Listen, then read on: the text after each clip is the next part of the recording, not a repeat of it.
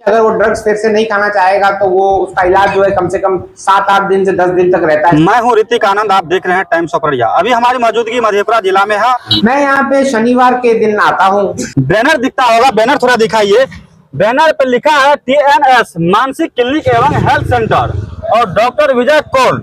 ये डॉक्टर जो है मानसिक किसी भी प्रकार का रोग है, चाहे आप नशा कर रहे हैं, चाहे आप स्मोक पी रहे हैं, चाहे आप ड्रिंक कर रहे हैं या बहुत दिनों से नशा कर रहे हैं, नहीं छूट रहा है, तो आपको अब टेंशन बिल्कुल नहीं लेना है। नजदीक में जो है डॉक्टर जो है विजय कौल आ चुके हैं, तो आप लोगों को बिल्कुल टेंशन नहीं लेना है। तो आप बेहिचक आइए।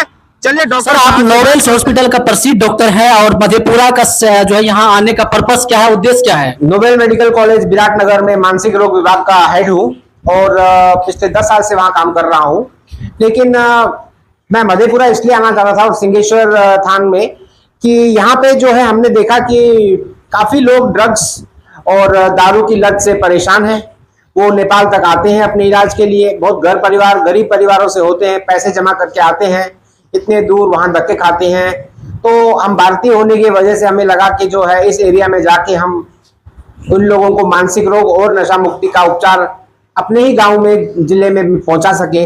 और यहाँ पे इस तरह की सुविधा है नहीं, अभी लोगों को दूर दूर जाना पड़ता है, जैसे कि पूर्णिया या पटना। तो इस वजह से हम चाहते हैं कि पटना जैसे लेवल का इलाज जो है मरीजों को हम मधेपुरा सिंहेश्वर में ही दे पाए। क्या सर, जो जितना भी यहाँ का युवा है जो आज के नशे के लत में, ड्रग्स और चरस के लत में जो अभी जूझ रहे हैं, क्या आपके पास ट्रीटमेंट करवाने के बाद क्या वो लोग मतलब जो कि नशा छोड़ सकते हैं?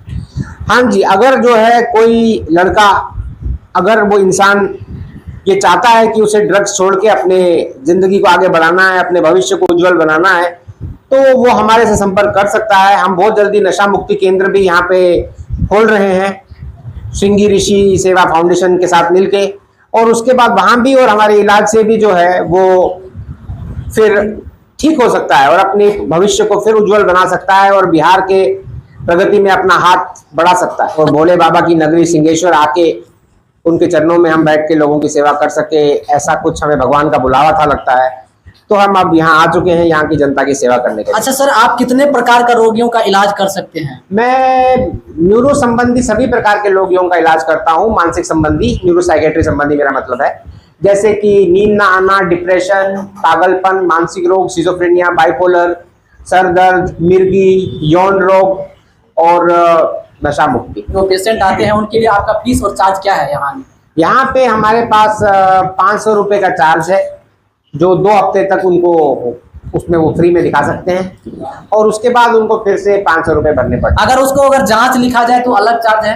हाँ, जांच के चार्ज अलग होते हैं, वो तो लैब से करवाने होते हैं, जहाँ भी चाहे वो करवा लें, वहां से वो करवाने पड़ेंगे और उसके चार्ज तो हमसे क्या उससे मतलब नहीं है। क्या अगर वो जांच का यहाँ तो देखा जाए लैब का उपलब्ध नहीं है तो फिर वो कहाँ जाएंगे? यहाँ से यहाँ पे पास में मेडिकल कॉलेज है जी, मेडिकल कॉलेज के अंदर भी लैब है और आस पड़ोस में बहुत सारी लैब है। सर, बिहार के कोसी सीमांचल क्षेत्र में कितने जिला में आपका क्लिनिक है?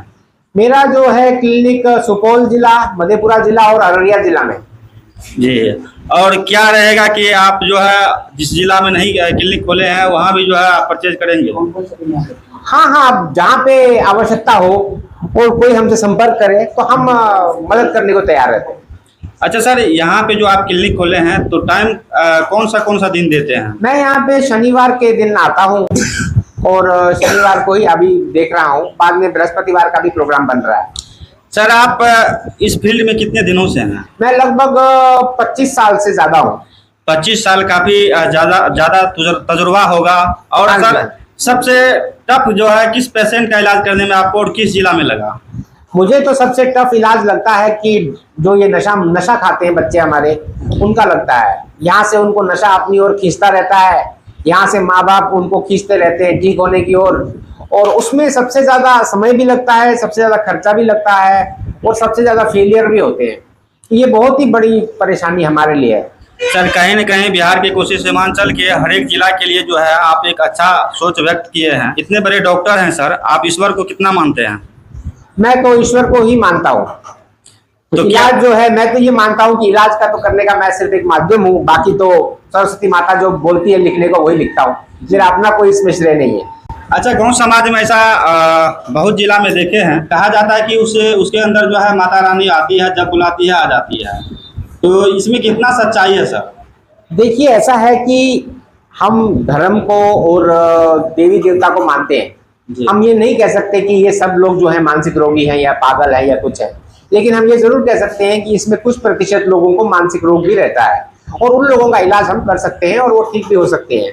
कुछ प्रतिशत ऐसे भी हो सकते हैं जिनको असली में देवी आती हो, माता रानी आती हो, उनका तो फिर मैं मेरे से ज्यादा तो पंडित जी या माता रानी के पास अगर कोई जाती है तो वो उसका बयान यही रहता है कि किसी भी प्रकार का अगर बीमारी हो, अगर कोई गुम हो गया हो तो मेरे पास आए, उसका हम इलाज कर देंगे। क्या लग रहा है सर, वो सच में जो है इलाज करती है? डॉक्टर साहब फंस गया। ये तो आपका प्रश्न बहुत जटिल है जी इसका उत्तर देना मेरे लिए थोड़ा असंभव या असमर्थ हूं मैं। जी। मगर देवी देवता का तो हमारे समाज में और हमारी जिंदगी में बहुत बड़ा योगदान है। साइंस तो देवी देवता को माने न माने, मगर साइंस ये तो मानता ही है कि हमारे अंदर एक प्राण वायु नाम की चीज होती है जो हमारे सभी ऑर्गन्स यानी कि हमारे सभी शरीर को चलाती है।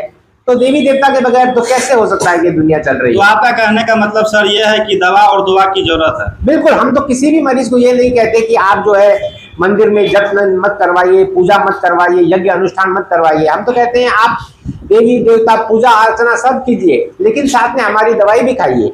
दोनों में से क्या पता दोनों काम कर जाए या कोई एक काम कर जाए, मरीज ठीक हो जाए। सर ऐसा भी हो सकता है कि बहुत मरीज जो है देवी देवताओं के फेर में रहता है और जान से हाथ धो लेता है, संसार से चल जाता है वो। हाँ, होता है। तो हमको तो लगता है कि डॉक्टर पे यकीन करना चाहिए।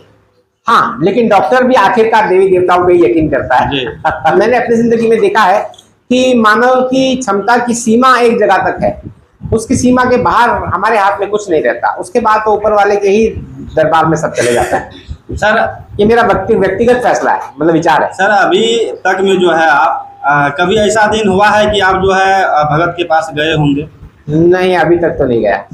तब कितना यकीन करते हैं सर आप? करता तो हूँ मगर गया नहीं कभी। ऐसा कभी मौका नहीं मिला गए? नहीं, अभी नहीं मिला। लास्ट में सर क्या कहना चाहेंगे? मैं कहना चाहूंगा कि सब लोगों को मानसिक रोगों के बारे में, अपने मानसिक संतुलन के बारे में खास ध्यान देना चाहिए और कोशिश करनी चाहिए कि ज्यादा आप लोग परेशान ना हो, ज्यादा बड़े बड़े मतलब एम्स यानी कि अपने आकांक्षाएं मत रखिए बड़े बड़े, जो जहां तक पहुंचना असंभव हो जाए। मुझे मोबाइल भी चाहिए, मोटरसाइकिल भी चाहिए, कार भी चाहिए, घर भी चाहिए, धीरे धीरे सब कुछ। जो सर ज्यादा दिन से स्मैक का नशा करता है, सनफिक्स पीता है, वो नशा का लत इतना लग गया है कि वो नशा बगैर जो 1 मिनट नहीं रहता है, तो सर उसको कितना दिन में आप ठीक कर दीजिएगा? देखिए, मैं आपको इसे बताता हूँ, जो आदमी नशा कर रहा है, दारू का तो नहीं कह रहा, मगर जो स्मैक मैक का कर रहा है, 3-4 साल से ज्यादा उसकी उम्र ही नहीं रहती। जी हाँ, नहीं रहती। उस वजह से इलाज करने के सिवाय कोई चारा नहीं है, अगर आपको बचाना है उसे। तो सर आप इलाज करवाएंगे, अगर आपके पास अगर सही समय से वो आ जाए तो कितना दिन में आप ठीक कर दीजिएगा? देखिए, अगर वो ड्रग्स फिर से नहीं खाना चाहेगा तो वो उसका इलाज जो है कम से कम 7-8 दिन से 10 दिन तक रहता है, सीरियस इलाज। जी। उसके बाद उसको ऐसी दवाइयां दी जाती हैं जिससे कि वो आगे चल के नशे की वस्तु न खाए। जो उसको तड़प लगती है या तड़प उठती है इन सब खाने की, वो बंद करी जाती है और वो 2-4 साल खाना पड़ता है, उसके बाद फिर बंद हो जाता है। सर लास्ट में अपना परिचय दे दीजिए आप। मैं डॉक्टर विजय कौल, मैं खास जम्मू कश्मीर का वासी हूँ और आजकल पिछले 10 वर्ष से विराटनगर स्थित नोबेल मेडिकल कॉलेज में मानसिक रोग विभाग का अध्यक्ष हूँ, हेड हूँ वहाँ पे। सर आपका क्लिनिक है सुपौल जिला में और मधेपुरा जिला में। हाँ जी। आप दोनों जगह क्लिनिक खोले हुए हैं और बैठते भी हैं। हाँ जी, हाँ जी। लेकिन सौभाग्य और दुर्भाग्य की बात यह है कि दोनों ही जिला में, एक सुपौल जिला में एक भगत जी देखते हैं और मधेपुरा जिला में एक भक्तिनी जी देखते हैं। आप लोगों का क्लिनिक में मरीज नहीं रहता है, लेकिन उन लोगों के पास हजारों मरीज रहता है। वो तो है। उन पे क्या कुछ कहिएगा? कहीं वो लोग पाखंड की खेल खेल रही है, गुमराह करती है। हाँ, मैंने देखा है वीडियो में, मुझे काफी लोगों ने दिखाया है और इसका विचार भी पूछा है, लेकिन अभी मैं कभी गया नहीं वहां और मैंने देखा नहीं है वो क्या क्या करते नहीं करते। वीडियो देखा हूँ और लोगों ने मुझे बताया भी है, मगर इस बारे में मेरी जानकारी बहुत निम्न है, मैं बता नहीं पाऊंगा वो क्या करते हैं। लेकिन हमारे पास तो खैर साइंटिफिक इलाज है। जो पेशेंट का रिस्क डॉक्टर नहीं ले पाते हैं, लेकिन वो पेशेंट का रिस्क जो है वो माता और बाबा ले लेते हैं। नहीं, उनके पीछे कोई नहीं रहता ना, हमारे पीछे भारत की मेडिकल काउंसिल रहती है, भारत सरकार रहती है, बिहार सरकार रहती है, पुलिस रहती है, हमारे ऊपर जांच के लिए 10 प्रकार के लोग रहते हैं। हम लोग दूसरों के जांच के अंदर आ जाते हैं, हम उनको पास मतलब वो रहते हैं। अब धर्म के बारे में आप किस पे जाके कंप्लेंट कीजिएगा मतलब?